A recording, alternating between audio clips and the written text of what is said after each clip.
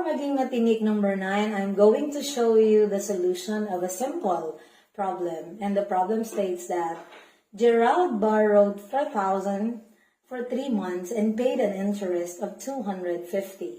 So what was the annual rate of interest? Analyzing the problem, let me ask you, would you rather be a borrower or a lender?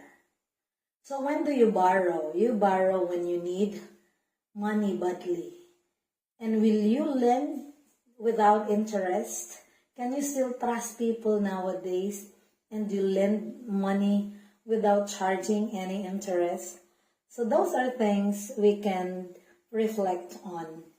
So going back to the problem, to understand the problem, first and foremost, we have to identify the given. The given are, okay, we have here 4,000.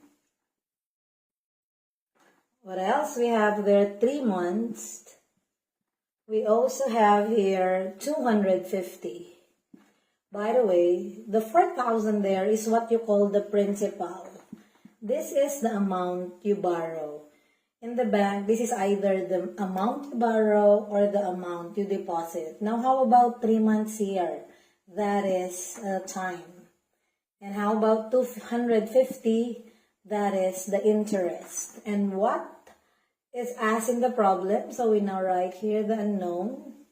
So the unknown in the problem is the annual rate of interest. So we have there the term annual, which means yearly. So if that's the case, we now have here the formula I is equal to PRT, where I here is the principal, rather I is the interest, P is the principal, R is the rate, and T is the time. But we are asked the rate, which should be expressed annually. Hence, time should be expressed in terms of year. So we have here 3 months. How do you convert 3 months to year? So how many months do we have in a year? That's equal to 3 all over 12. That's why 3 months is equal to 1/4 of a year. Now going back to the formula, do we know interest? Yeah, it's 250. Do we know the principal? Yes, we know. Do we know the rate? Annually? We do not know. Do we know time?